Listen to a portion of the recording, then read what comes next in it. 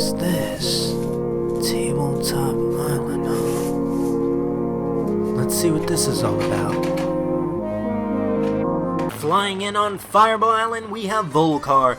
Vul-Kar is going to be the villain in this game, while you as explorers use action cards to race through and collect treasure. But be careful what card you play, because you can cause a cataclysm, and while you're running around and you think you're safe, boom, there goes a fire, coming straight out of Vul-Kar's mouth. And if you thought you were working together in this game, that's where you're wrong. If you knock your opponent down, you steal a treasure, but if you knock yourself down, you lose one. But don't be alarmed, there are plenty of treasures around for the taking, such as snapshots, Heart of Vul-Kar, the Golden Idol, and even a honey pot. Yes, you guessed it! Where there is honey, there are bees! Watch out as bees pour straight out of Vul-Kar, cutting your moves in half and making things that much more scaresome. But wait, there's more! A boulder comes crashing down to get you, a crouching tiger dives out for an attack, snakes come out to bite you, and with all this going on, there are plenty of ways to avoid danger, such as rolling a die to move through caves, turning trees to block incoming threats, and even rotating Vul-Kar's head.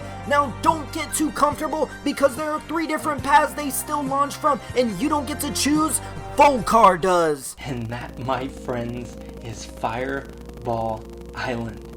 And honestly, this is my favorite game, and as you may have realized, was kind of the inspiration for the channel here. Now, without getting too biased, let's understand a couple things here. The first is the base game right here is around $60 to $70. I'll leave a link in the description so you can check it out. As for recommending this game, I would not recommend this for everyone. I think you need to have the right group of people, the ones that are willing to go into their childlike mindset. And while you may think you have friends like that, you probably don't. And even when they say that, yeah, this sounds awesome, they might not be so into it. So please prepare people before playing this game and understand who you play with. If you play with people who are used to playing competitive card gaming, this is not going to be the game for you, I promise you. These cards look so cool. Now, there is an original 1986 Fireball Island by Milton and Bradley. Not even nostalgia can sell me on the original, and I am a vintage board game collector. The original was way too expensive and did not offer enough to bring me in. This Restoration Games created more meat to the game, added a lot more dynamic and elements to it, and I think it is a fantastic change. Now, a few other points here. We have the expansion for The Last Adventure. This adds the 5th player, this adds the boulder, and the Golden Idol. I think if you do plan on playing with 5 players, understand you do need this expansion. The other expansion that we have here is Crouching Tiger, Hidden Bees. And honestly, I think this one's the most fun. So it adds the tiger, obviously in the name, and the bees. And honestly, that adds the most level of excitement to the game. Now, there is one more expansion that I did not add to the demo.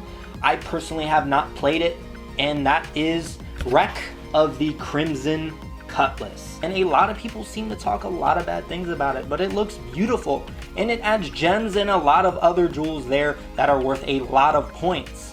And it realistically seems like the right place to go, but I see where the likability kind of goes downward. And the reason being is because it's a smaller place, the chances of getting hit with a lot of dangerous things is a lot more likely. And there's not so much time in the game when you're playing with a lot of people, but I can still see a lot of value in the island, and I think it looks pretty cool. I've personally not tried it. I definitely think you should try it. If this is the kind of game that will interest you, I don't think you should not own it. And I do recommend maybe going out to your local game store. A lot of times these game stores have games that you can test out. If this is one of them, I do recommend trying it before you make that investment. If you can go on eBay, maybe find it cheaper, I also recommend that. Thank you so much for watching our video here at Tabletop Island. I really do appreciate it. I will be doing new games on Monday. I will be doing Wednesday updates, kind of a weekly update thing. And on Friday, I will be doing my vintage board game reviews. Yes, I do have vintage games that are very hard to find, so please stay tuned, and thank you so much. And if you're interested and you want to get notifications when I do release these new videos, there is a little bell icon somewhere up there. You can hit that and you'll be notified. If you want to, that's awesome. Please subscribe, comment, like, leave any feedback you'd like. I do appreciate it.